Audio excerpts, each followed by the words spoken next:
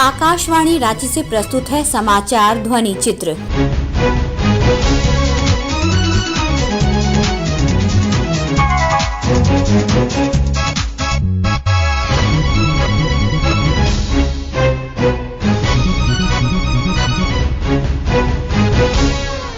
इस अंक में वर्ल्ड फूड इंडिया 2023, रोजगार मेला और मुरमा मेला। प्रधानमंत्री नरेंद्र मोदी ने नई दिल्ली के भारत मंडपम में वर्ल्ड फूड इंडिया 2023 का उद्घाटन किया। पेश है वर्ल्ड फूड इंडिया 2023 पर एक report.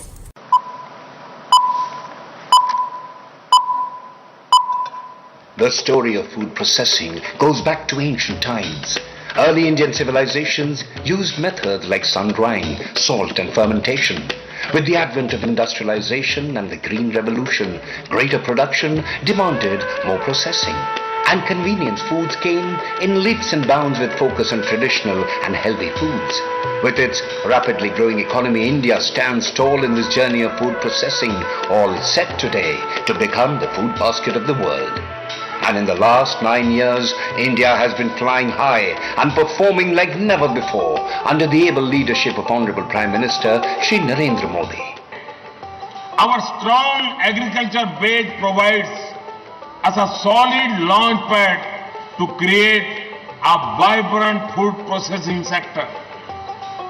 Our vast consumer base, rising incomes, favorable investment climate, and a government dedicated to ease of doing businesses all make in India the place to be for the global food processing fraternity.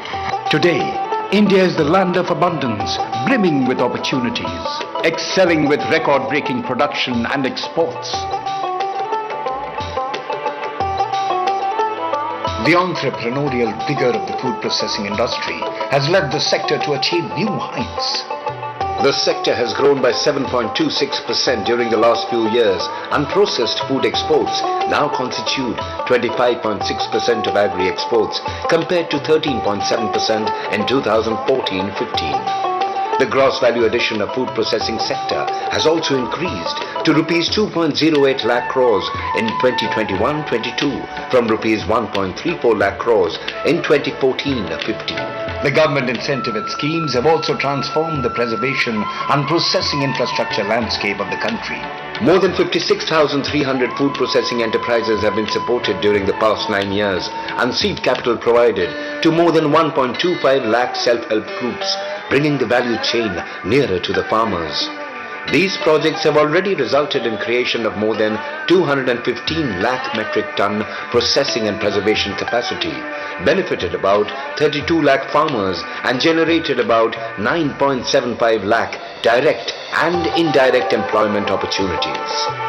Today, the sector has brought smiles to many faces by becoming the largest employer of the registered manufacturing sector with a share of 12.2% in total employment.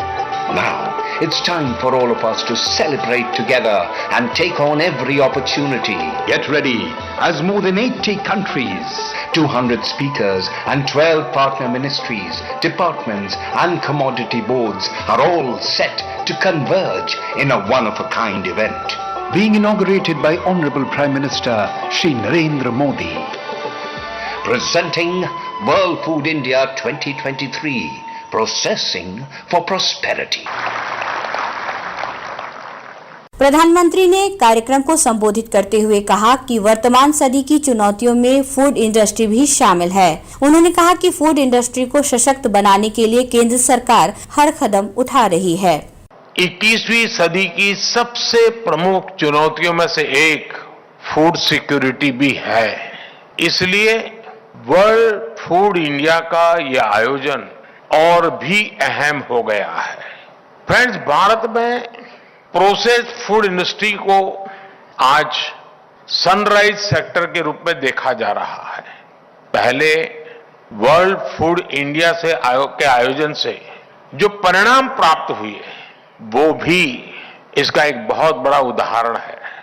पिछले 9 वर्षों में इस sector में 50,000 करोड़ का FDI आया है।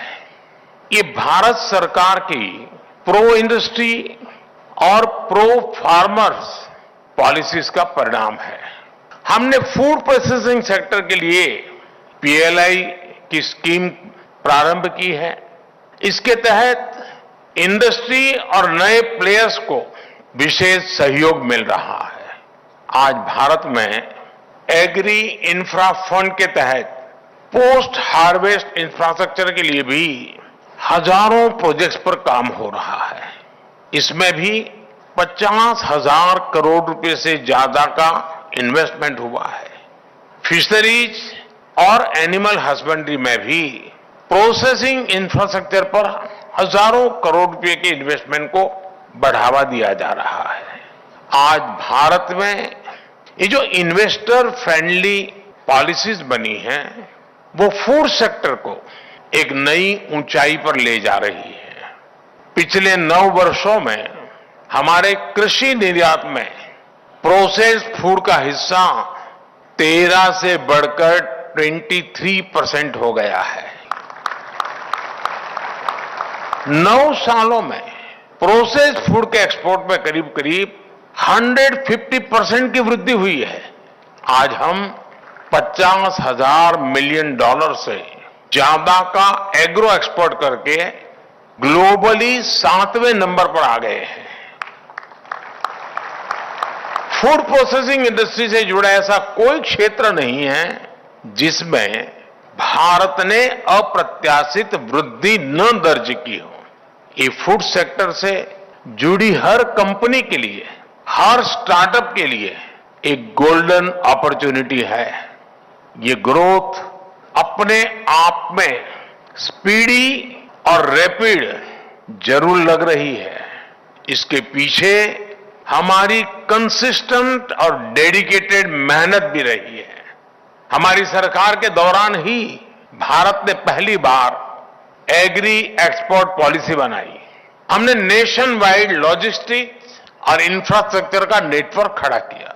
आज भारत में 100 से ज्यादा डिस्ट्रिक्ट और डिस्ट्रिक्ट लेवल पे डिस्ट्रिक्ट एक्सपोर्ट हब्स तैयार हुए हैं, जो सीधे डिस्ट्रिक्ट सीधा ग्लोबल मार्केट से जुड़ रहे हैं। पहले देश में 2 मेगा फूड पार्क होते थे। आज ये संख्या 20 से भी ज्यादा हो गई है। पहले हमारी processing capacity 12 lakh metric ton थी, अब ये 200 लाख मैट्रिक टन से भी ज्यादा है। यानी 9 वर्षों में 15 गुना से ज्यादा की वृद्धि। ऐसे कई प्रोडक्ट्स हैं जो पहली बार विदेशी बाजारों में जा रहे हैं। राज्य सरकार द्वारा पिछले दिनों पलामू जिले में रोजगार मेले का आयोजन किया गया। पेश है रोजगार मेले पर एक रिपोर्ट।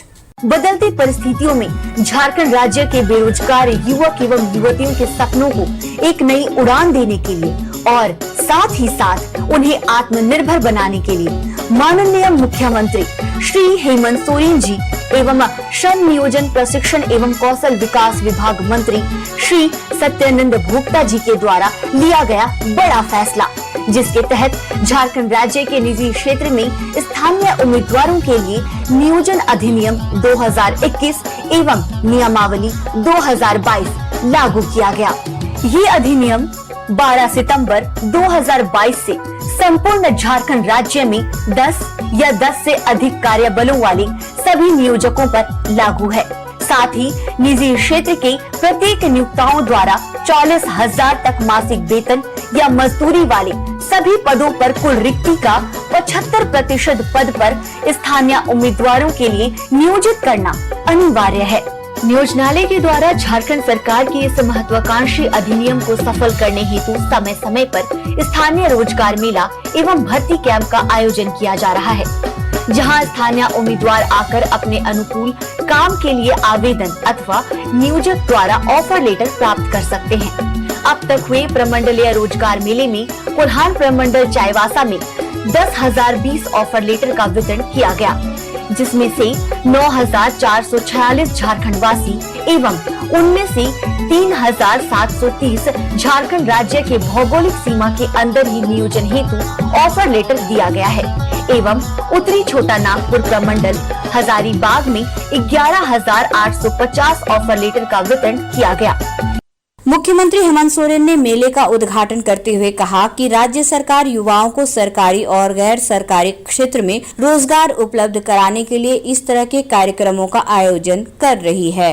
इस कार्यक्रम के माध्यम से 5,000 से अधिक युवाओं को किसी न किसी रोजगार से जोड़ा जा रहा है और हर सरकार की ये प्राथमिकता भी होनी चाहिए और कई सरकारों की प्राथमिकता होती भी है। सरकार राज्य का हो या देश का हो, सरकार सड़क, पुल, पुलिया, पीने का पानी, खेती के लिए पानी, कई आधारभूत संरचनाओं के लिए तो काम करती ही है। राज्य की अर्थव्यवस्था कैसे जुटे इस पर भी काम करती है। किसानों की आय कैसे वृद्धि हो उसके लिए भी काम करती है। बूढ़े के लिए, बुजुर्गों के लिए, महिलाओं के लिए, विधवा महिलाओं के लिए, बच्चों के लिए, छात्र छात्राओं के लिए, यहाँ तक कि माँ के कोख में पल रहे बच्चे के बारे में भी सरकार चिंता करती है। उसी प्रकार नौजवान को कैसे सही दिशा दिखाई जाए, कैसे उसको एक बेहतर जीवन जीने के लिए उसका मार्ग प्रशस्त करे, ये भी सरकार काम करती है। और कई लोग इतने काबिल भी होते हैं जो खुद से रोजगार भी खोज लेते हैं, खुद से नौकरी भी पा लेते हैं, खुद से स्वरोजगार भी कर लेते हैं और अपने पैरों पर खड़ा हो जाते हैं। लेकिन इसमें सरकार एक अहम कड़ी के रूप में खड़ी रहती है कि सरकार किस तरीके से लोगों को विभिन्न आयामों से जोड़ती है। हम लोगों ने अनेकों रोजगार मेला लगाए, श्रम विभाग के तरफ से सिर्फ अब तक 30,000 से अधिक बच्चों को हम लोगों ने विभिन्न संस्थाओं में रोजगार दिलाने का काम किया है। आज के इस कार्यक्रम को छोड़कर आज के यहाँ जो बच्चे प्राप्त करेंगे नियुक्ति पत्र, इससे पहले हम लोगों ने 1,000 के लगभग या उससे अधिक बच्चों को हम लोगों ने रोजगार से जोड़ दिया। सरकार ने कानून बनाया है कि इस राज्य में कोई भी संस्था काम करेगा, गैर सरकारी संस्था, उसमें 75% स्थानीय लोगों को रखना होगा। राजधानी रांची के निकट मुरमा में पिछले दिनों प्रसिद्ध जनजातीय मुरमा मेले का आयोजन किया गया। मेले के समापन के अवसर पर आयोजित कार्यक्रम में मुख्यमंत्री हेमंत सोरेन ने कहा, मुरमा मेला अपने आप में काफी मजबूत और काफी ताकतवर हो चुका है। इतने असंख्य लोगों की यहाँ उपस्थिति इसका गवाह। आज जरूर सामाजिक दायित्व की वजह से हम लोग किसी मंच पर उपस्थित जरूर हैं, लेकिन अब मुरमा मेला को बहुत सहारे और बैसाखी की आवश्यकता नहीं। हाँ, ये बात जरूर है, यहाँ उपस्थित और यहाँ आने वाले जितने भी श्रद्धालु हैं, यात्री हैं, अपने अपने स्वेच्छा से, अपने अपने इच्छा से जो कर पाए इस मुरमा मेला के लिए, इस जतरा के लिए, वो कहीं ना कहीं और मजबूत और काफी सराहनीय योगदान होगा। आदिवासी समाज का एक ऐसा जीवन प्रतीक यहाँ पर जो कुछ दिनों से संदेश निकल रहा है और अनगिनत दूरी तक इसकी आवाज जा रही है, ये बरकरार रहे। इसके साथ ही आकाशवाणी रांची से समाचार ध्वनि चित्र का आज का संस्करण समाप्त हुआ। हर शनिवार को यह कार्यक्रम रात्रि 7:45 बजे समाचार एकांश द्वारा प्रस्तुत किया जाता है। संपादक शिल्पी, प्रस्तुतकर्ता अरविंद कुमार और प्रवक्ता शालिनी वर्मा।